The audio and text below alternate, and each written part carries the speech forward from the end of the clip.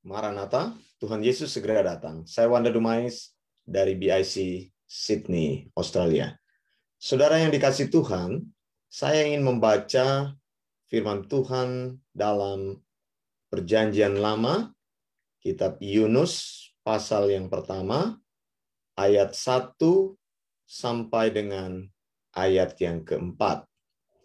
Datanglah firman Tuhan kepada Yunus bin Amitai demikian. Bangunlah, pergilah ke Nineve, kota yang besar itu. Berserulah terhadap mereka, karena kejahatannya telah sampai kepadaku. Tetapi Yunus bersiap melarikan diri ke Tarsis, jauh dari hadapan Tuhan. Ia pergi ke Yafo dan mendapat di sana sebuah kapal yang akan berangkat ke Tarsis. Ia membayar biaya perjalanannya, lalu naik kapal itu untuk berlayar bersama-sama dengan mereka ke Tarsis, jauh dari hadapan Tuhan. Tetapi Tuhan menurunkan angin ribut ke laut, lalu terjadilah badai besar, sehingga kapal itu hampir-hampir terpukul hancur. Saudara yang dikasih Tuhan, Yunus namanya ini artinya bagus sekali. Nama Yunus artinya burung dara atau burung merpati. Burung merpati atau burung dara dikenal dengan karakter-karakternya yang baik. Orang sangat senang memakai perumpamaan cerita-cerita apapun diumpamakan dengan burung dara.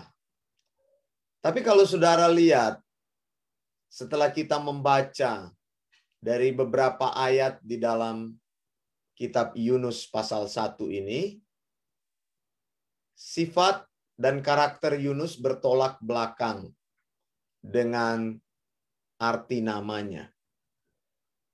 Yunus adalah seorang yang sombong kalau kita lihat di sini. Yunus adalah orang yang tidak taat kalau kita lihat di sini. Dan Yunus adalah orang yang selalu mempunyai komplain atau keluhan di dalam hidupnya. Saudara, setiap kita tentu saja kalau bicara tentang kesombongan, kita punya bibit kesombongan itu. Tidak peduli siapapun manusia tersebut. Meskipun dikatakan dia rendah hati, tapi sifat-sifat kesombongan itu tetap ada.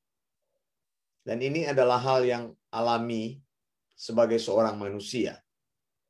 Tetapi saudara, kesombongan terhadap Tuhan, ini yang sebenarnya tidak boleh. Bagaimana mungkin seorang ciptaan bisa sombong kepada penciptanya?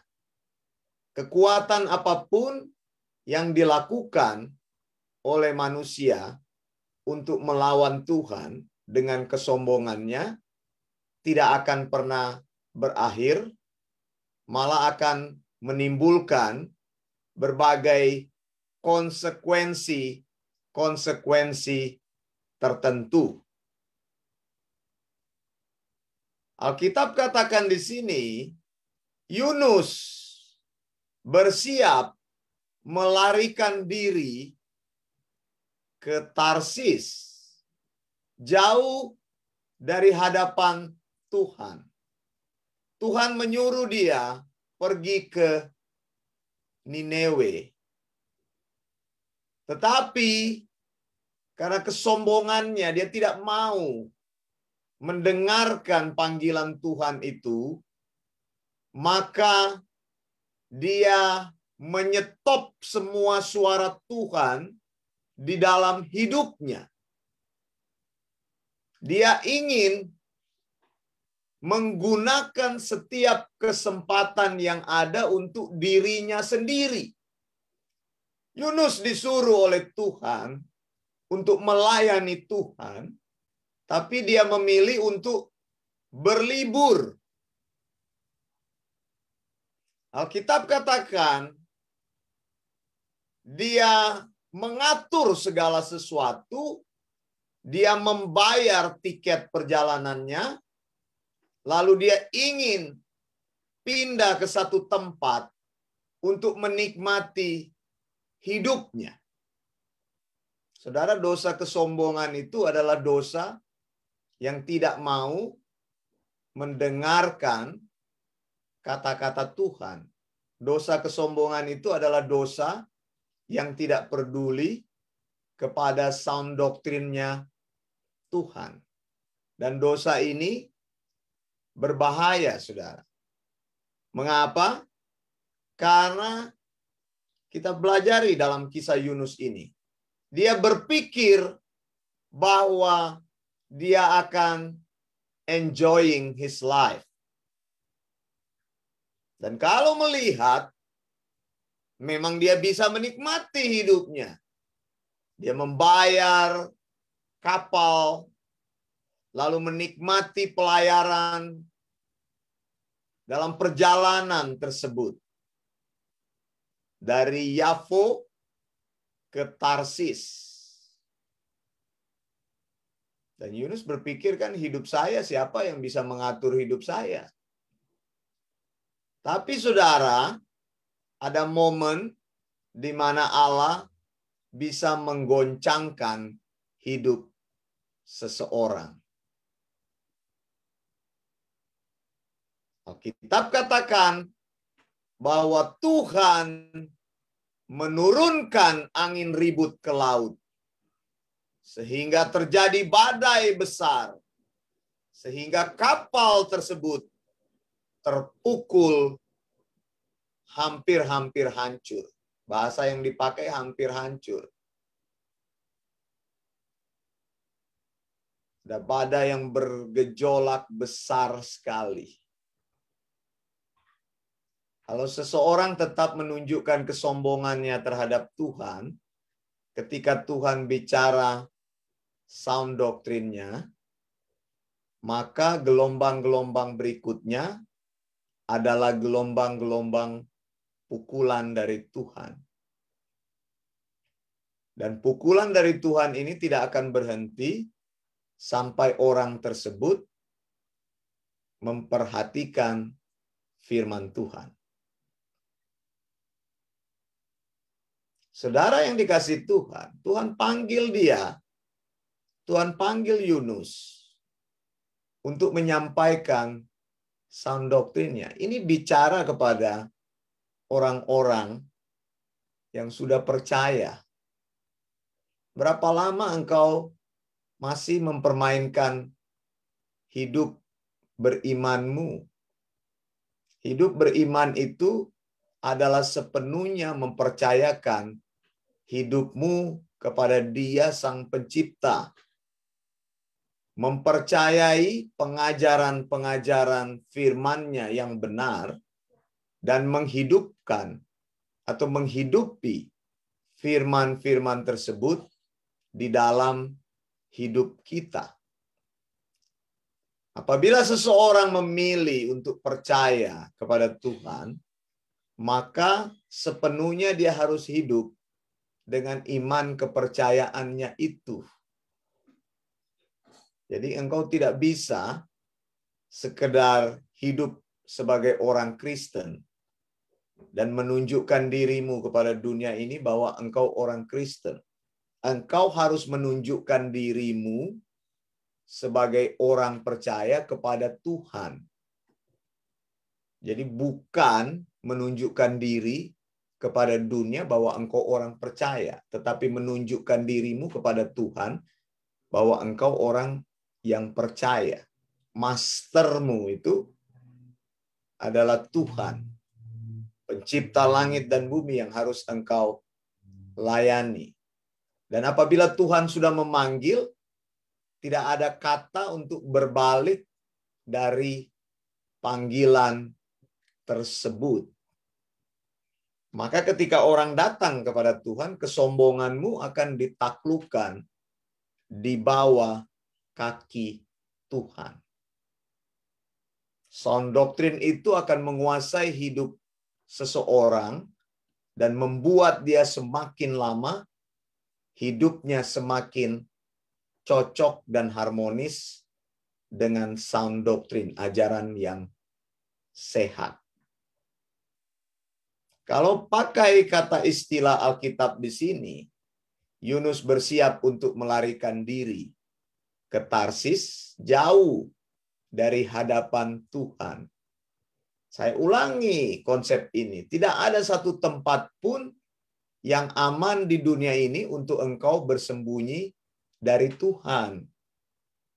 Jadi kalau sudah ada goncangan-goncangan tertentu dalam hidupmu, seharusnya sadar bahwa Tuhan sedang menarik perhatianmu untuk memandang kepada Dia. Tapi kalau engkau belum sadar kepada perhatian yang sedang Tuhan tarik dalam hidupmu itu, Dia akan menggoncangkan dengan goncangan yang lebih keras lagi.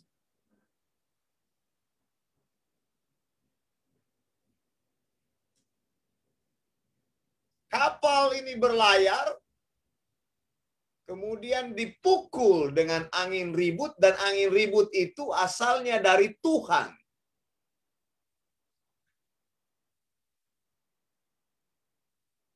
Tapi kan banyak orang tidak sadar sudah ada angin ribut dari Tuhan di dalam hidupnya. Dia masih bermain-main di dalam badai. Langkah berikutnya adalah Yunus harus dilempar dari kapal itu. Ada 3 fase. Angin ribut turun, yang dari Tuhan. Kemudian Yunus dilempar dari kapal itu. Kemudian yang ketiga, Yunus dimakan oleh ikan. Sampai mati dari kehidupan lamanya. Ini orang sudah melayani Tuhan.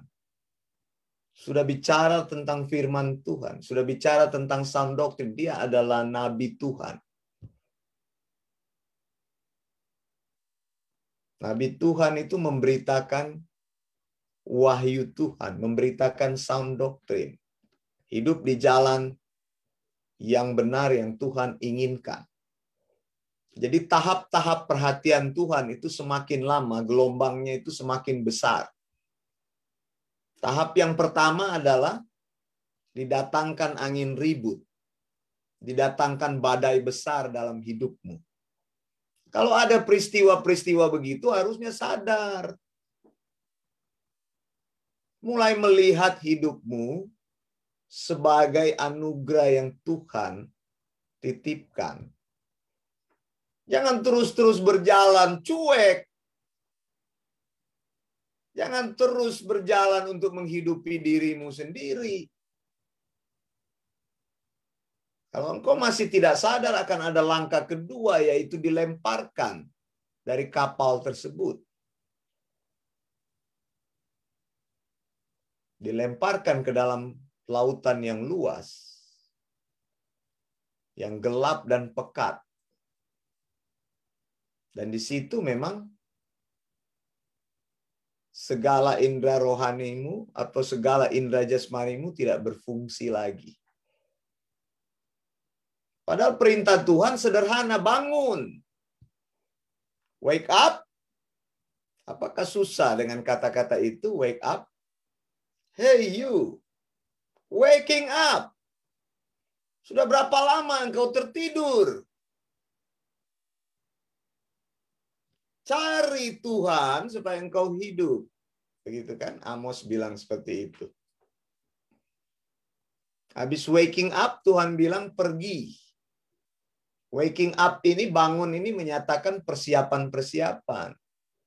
Saya selalu bilang hidup orang percaya adalah hidup yang belajar. bukan hidup mempercayai Tuhan, tapi engkau tidak pernah mengenal firman Tuhan, maka engkau tidak akan pernah bisa mempraktekkan firman Tuhan dalam hidupmu. Siapapun engkau mau katakan kepada saya sudah melayani Tuhan, saya sudah jadi penatua, sudah jadi majelis. Ya tidak peduli, tunggu goncangan dari Tuhan. Angin ribut akan diturunkan oleh Tuhan dalam hidupmu, dan engkau akan dipukul hancur-hancuran. Sampai kesombongan itu hancur.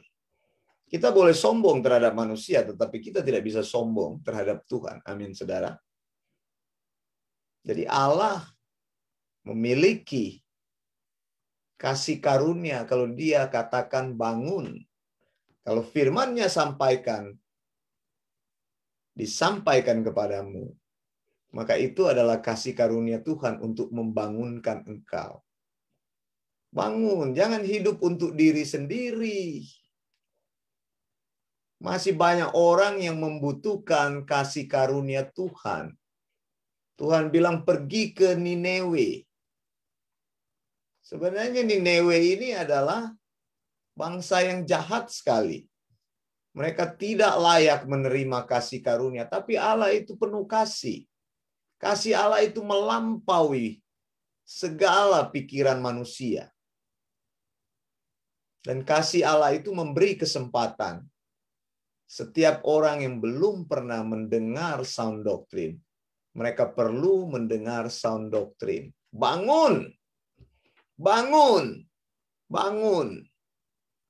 Begitu. Apa yang kita miliki dalam hidup ini, Tuhan akan gunakan supaya kita bisa pergi bagi Tuhan.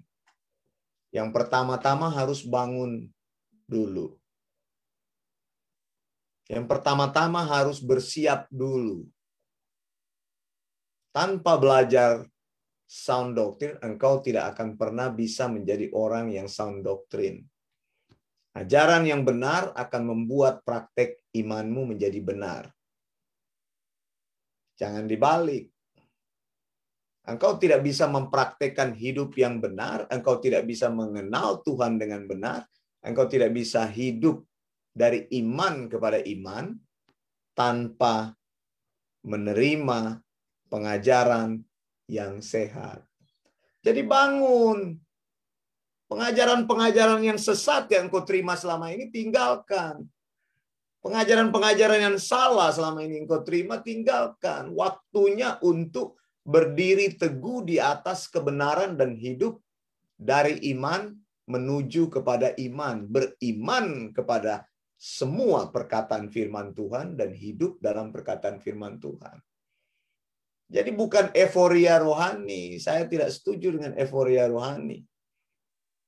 Seberapapun engkau mengatakan cinta Tuhan, tapi kalau engkau tidak mau belajar firman Tuhan, itu hanyalah euforia rohani. Karena Tuhan ingin menggunakan hidup kita. Dan Yesus itu akan melakukan rencananya tanpa terpengaruh dengan banyak orang. Cukup dengan 12 orang. Yesus mengajar mereka, bangunkan mereka, ajarkan kepada mereka, muridkan mereka. Lalu murid-murid ini akan memberitakan iman yang menghidupkan itu. Saudara yang dikasihi Tuhan, ketika dikatakan bangun kemudian pergi. Pergi.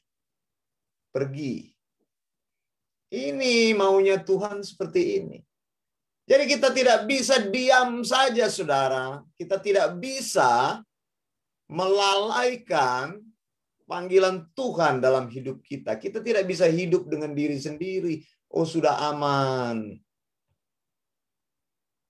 Kita sekolah, lalu bekerja, kita menikah, kemudian anak kita menjadi besar, lalu kemudian anak kita mempunyai anak lagi, sudah hidupnya sampai di situ.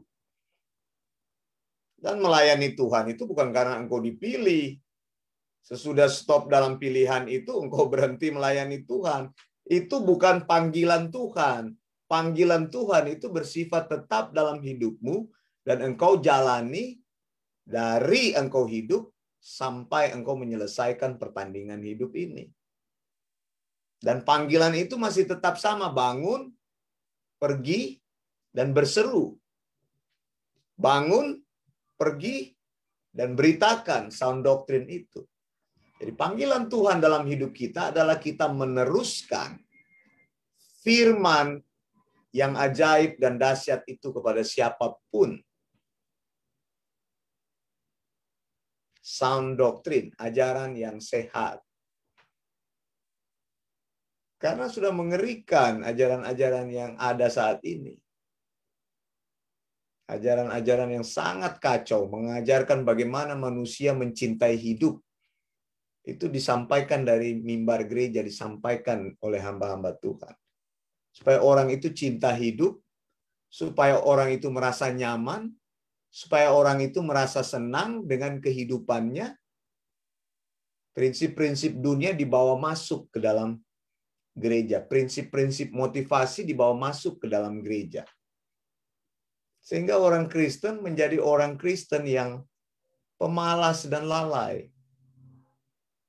Mereka hanya berpikir tentang diri mereka sendiri, ya berdoa untuk diri sendiri, ya menyanyi untuk diri sendiri. Coba lihat lagu-lagunya. Ya kan? Hanya untuk memuaskan. Lagunya waktu Tuhan, waktu yang terbaik. Cuma itu salah satu contoh kalau saya mau bahas lagu-lagu itu. Orang tidak ada lagi keinginan untuk membawa kemuliaan Tuhan, tapi hanya untuk diri sendiri. Hidupnya dipuaskan hari lepas hari. Dan melayani itu hanya menjadi pelayanan-pelayanan yang mati. Tapi perintah Allah kepada Yunus jelas, bangun, pergi ke tempat di mana hidupmu merasa tidak nyaman untuk memberitakan Injil itu. Jadi melangkahnya itu melangkah lebih luas dan lebih kuat lagi, menyampaikan berita yang tidak terbantahkan itu. Dan pemberitaan yang tidak terbantahkan itu menarik semua otot-otot rohanimu. Karena harus pergi ke Niniwe bukan menyampaikan berita yang engkau merasa nyaman saja. Tapi menyampaikan berita yang benar itu. Sound doctrine itu. Berita yang betul-betul ajaran yang sehat, yang tidak terkontaminasi. Saatnya saya menyampaikan hal ini dan mengajak Anda yang mendengarkan khotbah saya hari ini. Apakah Anda orangnya? Apakah kita orangnya? Berbicara dengan lantang di generasi ini dan menyampaikan sound doctrine, ajaran yang tidak terkontaminasi, ajaran yang alkitabiah, ajaran yang sehat. Sehingga ketika kita sampaikan itu, hidup orang menjadi sehat. Dari hari ke hari nilai alkitabiahnya di dalam hidupnya akan berubah. Sehingga mereka menjadi orang yang bisa bangun, mereka menjadi orang yang bisa pergi, dan mereka menjadi orang yang bisa berseru. Tujuan Tuhan itu membangkitkan pasukannya dan mengutus pasukannya, lalu pasukannya itu akan memberitakan berita yang tidak terbantahkan itu, sound doctrine, ajaran yang sehat, ajaran yang alkitabiah, ajaran yang tidak terkontaminasi, ajaran yang tidak error, menyampaikan seluruh maksud-maksud Allah, bukan menyenangkan telinga manusia yang mendengarnya. Dan ini menjadi berita yang sangat tidak nyaman. Inilah Niniwe. Dan banyak orang menghindari konsep Niniwe ini karena mereka ingin ada di dalam hidup yang nyaman. Mereka ingin ada di dalam hidup yang menyenangkan, hidup yang gampang, hidup yang bisa mendorong segala kepuasan hidupnya sendiri. Dan Tuhan tidak mau itu. Saya berdoa goncangan Tuhan akan terjadi dalam hidupmu. Saya berdoa Tuhan menurunkan angin ribut dalam hidupmu. Supaya engkau tergoncang. Dan kalau engkau tidak akan tergoncang dengan angin ribut tersebut, engkau akan digoncangkan dengan hal yang kedua. Dilemparkan ke dalam lautan yang gelap tersebut. Kalau engkau masih belum tergoncang dengan itu, engkau perlu digoncangkan, ditelan dengan ikan yang besar. Ini kan pergumulan terus di dalam hidup kita. Ini bicara kepada orang yang hidup di dalam Tuhan. Bahwa hidup di dalam Tuhan itu bukan hidup untuk diri sendiri. Tapi hidup untuk Tuhan.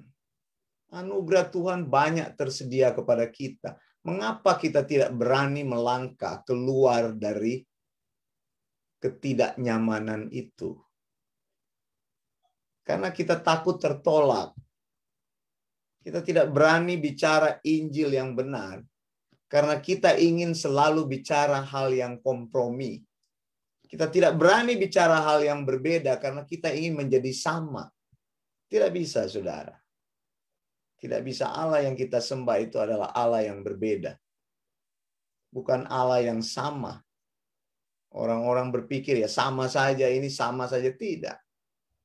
Sound doctrine itu berbeda. Sound doctrine itu berdasarkan pada theopneustos Allah. Dan itulah yang kita beritakan.